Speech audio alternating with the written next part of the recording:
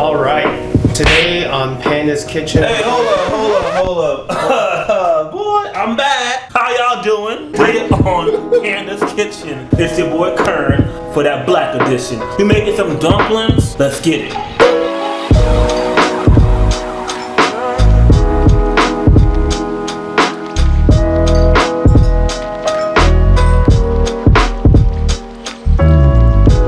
Okay, so today on Black Edition, we are making some Mandu. If you don't know what that means, from Korea, I believe. I think so. Okay. Wow! Everyone loved the episode with Kern. He's back for round 2. Today we're making Mandu, Korean dumplings. Today I'm going to show you meat and vegetable variation. This is a recipe that will take some time to make, but the end result is so worth it. I'll guide you through every step of the way. Grab a friend and just make some dumplings. I promise you this will be a ton of fun. Okay, let's get to it. Okay, so first we're gonna be working on these glass noodles. You don't have to have these for the dumplings, so don't worry about it if you can't find these. However, the best way to cook them I found is you soak them for 30 minutes before you boil them. Just cook the noodles for 3 minutes, and that's if you soak them. If not, cook them for 6 minutes. Drain, rinse well, and then cut up into small pieces using some scissors. So now we're gonna prep our vegetables, and what's nice about this is when you're done prepping the veg, you can just throw it straight into a large mixing bowl that you'll be using to mix all the dumplings. I have some napa cabbage here, and so we'll use about 1 cup's worth. You can definitely use normal cabbage if you don't have napa cabbage. So we're just gonna cut into thin slices here. Actually, I'm gonna go halfway. Oops.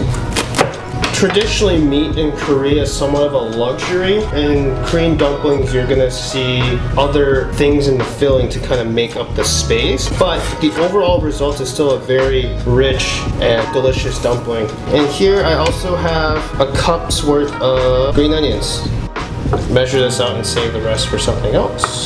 Next, I have some chives. Again, this is about a cup's worth. And these are optional. If you can't find chives, because I know they're not the easiest to find, just sub this in for more green onion. So again, we'll just go straight in the bowl here. Okay, that's it for chopping. So you can put that chopping board away. Did I just call it a chopping board? Cutting board.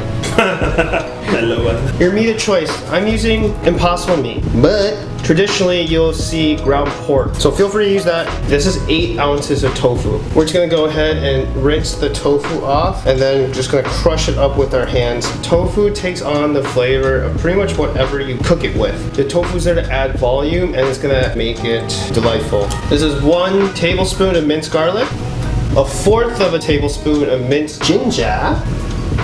The noodles are done and all chopped up, and these go in.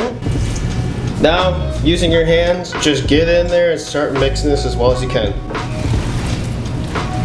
And when you mix it, try to grab a bunch and then squeeze it, and that way it's going to break up all the tofu and break up the meat and get everything well incorporated. Now from here, we're going to go in with some of our seasonings. 3 tablespoons of soy sauce, 1/3 of a tablespoon of sea salt, 1/2 a tablespoon of brown sugar, 2 tablespoons of oyster sauce. This is a vegetarian oyster sauce, so this recipe is 100% plant-based, so that's cool. 2 tablespoons of sesame oil, and then 1/2 a tablespoon of MSG. Holy shit. Alright, now give it a mix. So I know I have a lot of favorite Korean foods, but Mandu is seriously up there as one of the fondest, most cherished moments I have of Korean food. Every New Year, my mom and I, and our entire family actually, would make Mandu for 4 to 6 hours. We would make hundreds and hundreds of dumplings, and they all disappear within a couple of hours. That's how delicious they are. It really is a bonding experience I had with my mom growing up making these dumplings, and today I'm going to be sharing that experience with my boy Kern. Okay, so our dumpling filling is done. We're gonna make around 40 to 50 dumplings. So these are dumpling wrappers. I'm using these jumbo ones just because they pique my interest. What you wanna look for is a circular dumpling wrapper. Wonton wrappers are square. You can use wonton wrappers. It will taste relatively the same, but they're just not gonna look like Korean dumplings. So my ancestors will not be offended if you use those. First, you're going to grab a dumpling wrapper, and then 2/3 of a spoon of filling, right?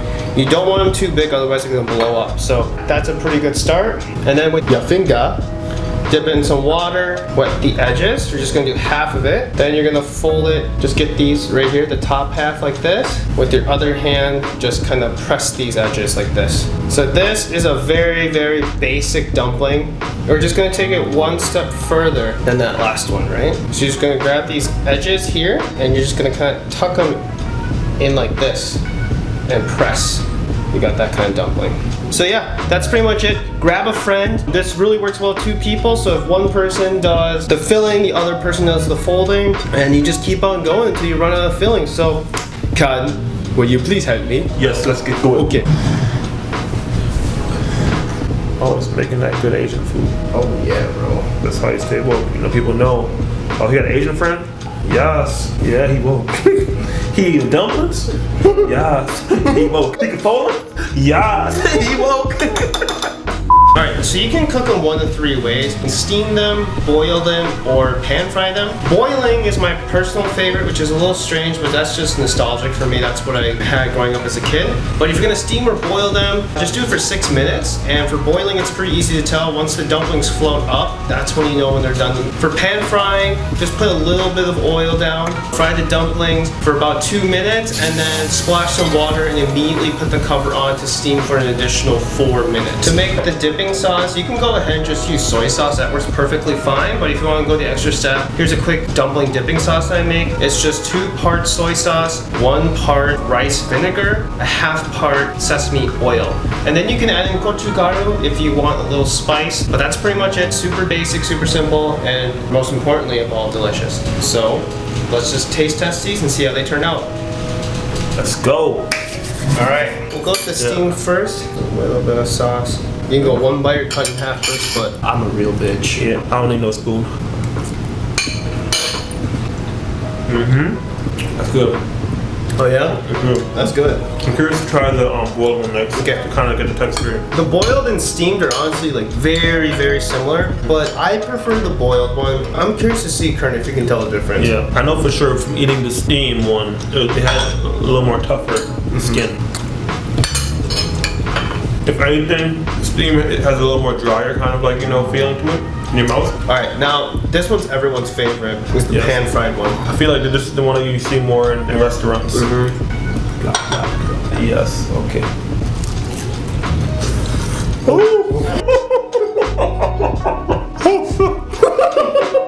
Why didn't you tell me it was hot, bro? What do you mean? You just saw me cook them. Yeah, but same with these. This one was cooked last.